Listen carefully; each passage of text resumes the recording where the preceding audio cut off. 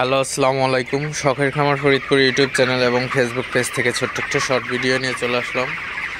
তো আজকে হচ্ছে আমার ব্রয়লার মুরগির বয়স 25 দিন। তো 25তম দিন সকালের আপডেট আপনাদের সাথে শেয়ার করব। তো ভিডিওটিকে স্কিপ না করে অবশ্যই শেষ পর্যন্ত দেখবেন। যারা ইউটিউব চ্যানেল থেকে দেখতেছেন অবশ্যই চ্যানেলটি সাবস্ক্রাইব করে দিবেন, ভিডিওটি লাইক, কমেন্ট এবং শেয়ার করে অন্য ভাইদের দেখার সুযোগ করে দিবেন। এবং যারা ফেসবুক পেজ থেকে দেখতেছেন অবশ্যই পেজটি ফলো দিয়ে সাথে থাকবেন। তো ভিডিওটি শুরু করা যাক। তো আজকে হচ্ছে আমার ব্রয়লার মুরগির বয়স 25 দিন।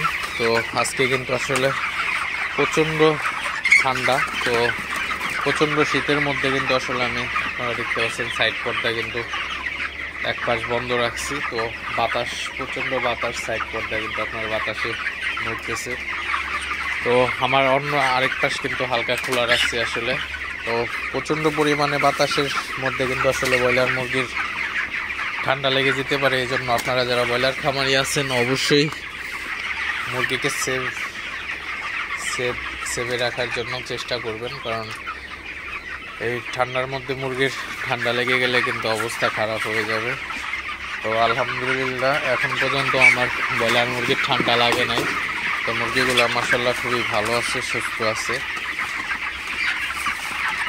তো আপনারা যারা ব্রয়লার খামারি আছেন আপনারা অবশ্যই ব্রয়লার মুরগির ঘরের তাপমাত্রাটা নিয়ন্ত্রণে রাখবেন, মুরগির যাতে ঠান্ডা না লাগে। মুরগির ঘরে তাপমাত্রা ঠিকঠাক থাকলে মুরগির ঠান্ডা লাগার সম্ভাবনা কম থাকে। তো আপনারা দেখতে পাচ্ছেন আমার ব্রয়লার মুরগিগুলো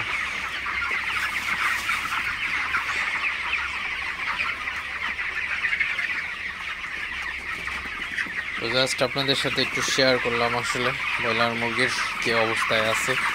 তো এই শীতের মধ্যে ব্রয়লার মুরগি কিন্তু জ্বরও হয়ে যাইতে পারে। তো অবশ্যই মুরগিগুলোকে একটু তাড়াই দিবেন, মাঝে মধ্যে তাড়াই দিলে কিন্তু মুরগিগুলা সব জায়গায় সমানভাবে থাকে এবং মুরগিগুলা কিন্তু খাবারটা ভালো খাইতে পারে। তো অবশ্যই আপনারা এই কাজটা একটু করবেন, মুরগিকে যত পারেন মুরগিকে তাড়াই দিবেন।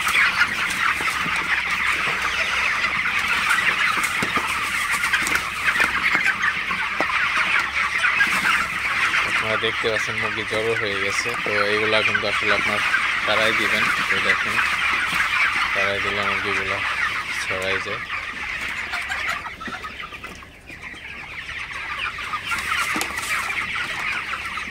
তো আসলে আজকে 25 দিন বয়স, 25 দিনে কিন্তু আপনার প্রায়, এখন যেহেতু শীতের সিজন তো শীতে কিন্তু মুরগির ওয়েটটা একটু কম থাকে।